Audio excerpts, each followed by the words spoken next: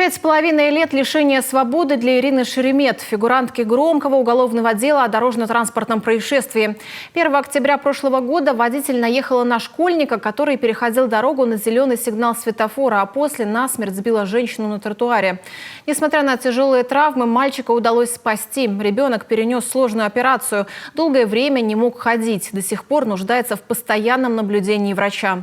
Сестра и бывший супруг Ирины Шеремет перечислили родителям пострадавшего мальчика 1 миллион рублей в качестве моральной компенсации. Родственники погибшей женщины потребовали через суд 5 миллионов. На сегодняшний день им перевели 450 тысяч.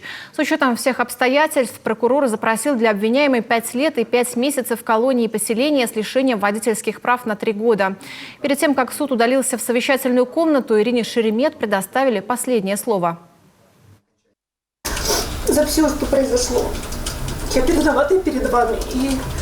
Я считаю, что социальная справедливость в этом случае помогать детям как можно больше. А от того, что я не смогу работать, нет, не знаю, что это исправит и будет ли кому-то лучше от этого. Я понимаю, сколько беды принесла вашим семьям. И еще раз говорю, я виновата перед вами. И это очень глубоко переживаю.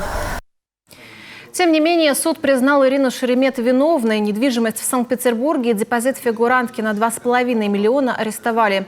Иск от родных погибшей на 5 миллионов рублей будут рассматривать в гражданском порядке. У сторон есть право обжаловать приговор.